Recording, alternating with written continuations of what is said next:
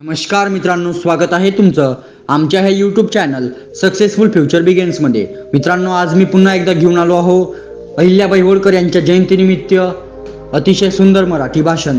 चला तर मित्रांनो, व्हिडिओला सुरुवात करूया।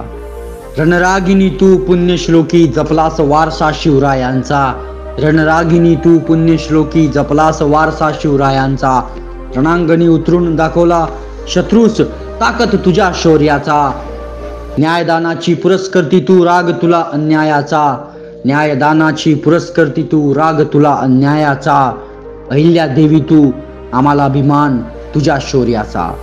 सर्वप्रथम तुम्हा सर्वांना अहिल्यादेवी यांच्या जयंतीनिमित्त हार्दिक हार्दिक शुभेच्छा। जेव्हा जेव्हा समाजामध्ये अन्याय अत्याचार अधर्म वाढतो तेव्हा त्याला समाप्त करण्यासाठी एक पॉझिटिव्ह ताकद जन्माला येते आणि असेच घडले। आजच्या दिवशी 1725 मध्ये मानकुजी शिंदे आणि सुशीलाबाई या धनगर कुटुंबात यांच्या पोटी एक कन्या जन्माला आली आणि या कन्येचा तेज पाहून सूर्यही लाजला। या कन्येचे नाव अहिल्या असे ठेवण्यात आले। हीच ती अहिल्या जिने सत्तेचा मंत्र वापरून या देशाच्या मातीत विकासाचे तंत्र राबवले।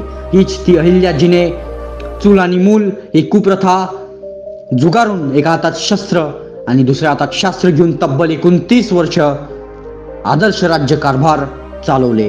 अहिल्याबाई यांना लहानपणीपासून तलवार भालाफेक युद्धनीती शिकवण्यात येत होते आणि यातूनच त्यांच्या व्यक्तिमत्वाची सुरुवात झाली। वयाच्या 8व्या वर्षी पराक्रमी मल्हारराव होळकर, पराक्रमी सरदार मल्हारराव होळकर यांचे पुत्र खंडूराव यांच्याशी अहिल्याबाई होळकर यांचा विवाह झाला।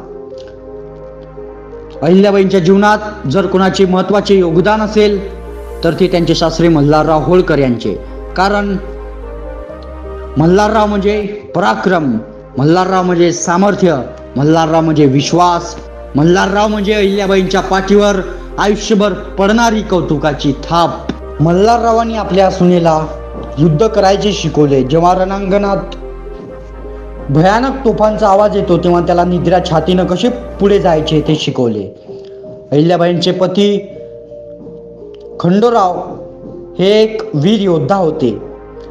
1754 मध्ये कुंभेरच्या लढाईत त्यांना वीरमरण आले।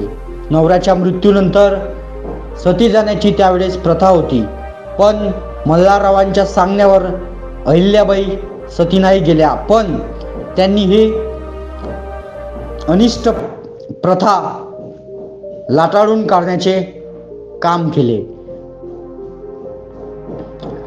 अहिल्याबाईंच्या हयातीत पती खंडूराव, मुलगा मालेराव, सासरे मल्हारराव होळकर आणि जवाई यशवंत ठेमसे यांचे निधन झाले होते। आता राज्य चालवण्यासाठी कोणताच पुरुष उरला नव्हता।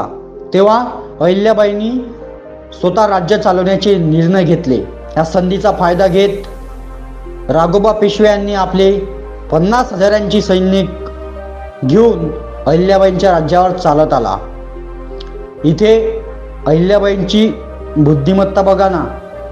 अहिल्याबाईंनी आपल्या राज्यातील स्त्रियांना तलवार भाला चालवण्याचे प्रशिक्षण दिले होते आणि भारतातली पहिली महिलांची फौज अहिल्याबाईंनी उभी केली होती।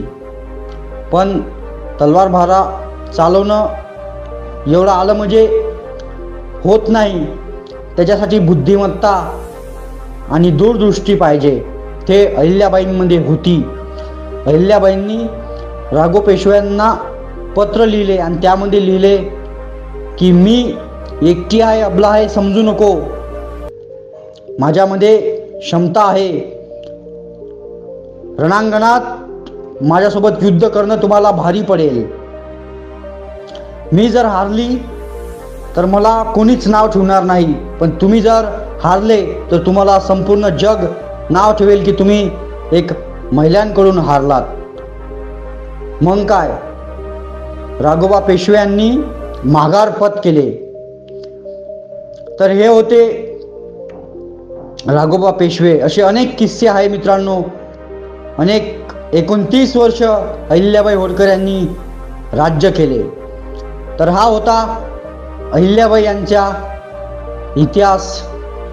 तुम्हाला हा व्हिडिओ कसा वाटला आम्हाला कमेंट करून सांगा आणि चॅनलला शेअर सबस्क्राईब करा, लाईक करा. धन्यवाद.